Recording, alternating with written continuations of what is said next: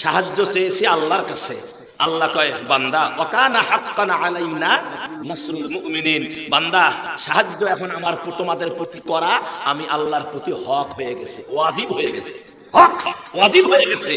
আল্লাহ সাহায্য দিলেন, কিভাবে দিলেন? ছাত্র জনতার উপর আল্লাহ রহম করলেন। আল্লাহ কিন্তু জামাতি ইসলামের হাত দিয়ে এই বিজয় দেয়নি। তখন জামাতি ইসলামের লোকেরা বোতাম খুলি ঘুরতো, আমরাই বিএনপির ভাইয়েরা তো পাত্তাই পাওয়া যাইতো না, এই মিটিং ফিটিং হয়েছে, আমরা এখনই ক্ষমতা দখল করবো, আজ যে আমরা ইলেকশন দিয়ে ক্ষমতায় চলে যাবো। বিএনপির ভাইয়েরা না, আল্লাহ বিএনপির হাতেও দেয় নাই, জামাতের হাতেও দেয় নাই। তারপরে আপনার কি বলে সরমনাই পিসেব হুজুরদের হাতে, শাসনতন্ত্র আন্দোলনের হাতে দেয় নাই। পাগড়ি আরো দুখান বাজিয়ে লাভ দিয়ে কথা কেন? তাহলে দেখা যায় দলাদলি মারামারি ক্রন্দন আরো বাড়তো। আল্লাহ কারো হাতে এই বিজয় দেন নাই। আল্লাহর কত টেকনিক দেখেন। আমার আল্লাহ ছাত্র জনতার হাতে এই বিজয় দিয়েছেন, আর কারো কোনো বলার অধিকার নাই। এটা আল্লাহ পাকেরই হিকমত। হ্যাঁ, আব্রাহা আছে না, আব্রাহা কয় আমি কাবা রাখবো না, কাবা শেষ, কাবা সব ভেঙে ফেলবো, কিছু রাখবো না কাবার অস্তিত্ব।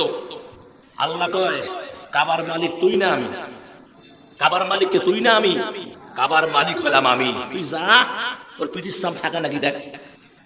আমার ভাইয়েরা, আল্লাহর উপর তাকাব্বুরি করেন। কাবাকে ধ্বংস করার জন্য আব্রাহা যখন হস্তি বাহিনী নিয়ে আসলো, আমি নিজ চোখে দেখেছি।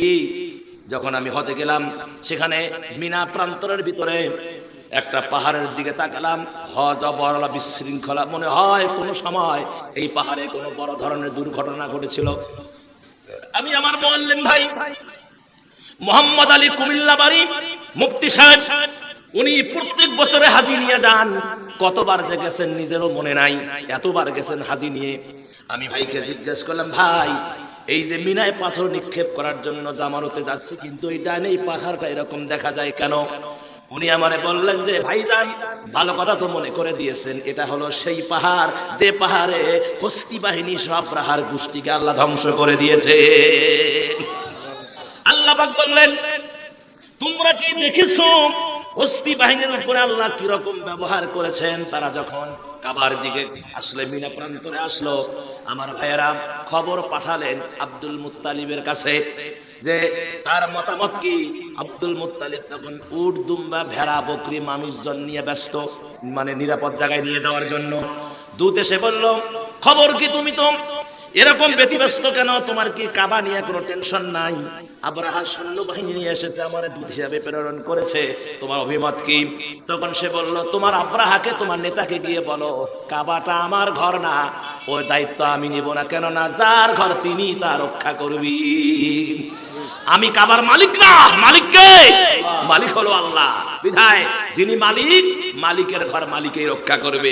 আমি এই উট দুম্বা ভেড়া বকরি এগুলার মালিক, এগুলো আমি নিরাপদ জায়গায় নিয়ে যাচ্ছি যাতে কোনো সমস্যা না হয়।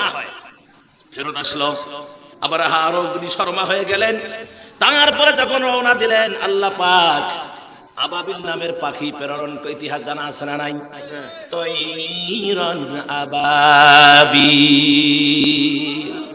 আবাবিল পাখি প্রেরণ করলেন, করে আব্রাহার গোষ্ঠী শেষ। আর আল্লাহ পাক সুবহানাহু ওয়া তাআলা এদের বিরুদ্ধে কি পাঠালেন? এদের বিরুদ্ধে ঝাঁকে ঝাঁকে ছাত্র জনতা পাঠালেন। আব্রাহার বিরুদ্ধে কি মিল দেখেন, কতটুকু মিল। আব্রাহার বিরুদ্ধে পাঠালেন আবাবিল পাখি কঙ্কর নিয়া, আর এদের বিরুদ্ধে পাঠালেন ঝাঁকে ঝাঁকে ছাত্র জনতা। কথা কোন ঠিক কিনা?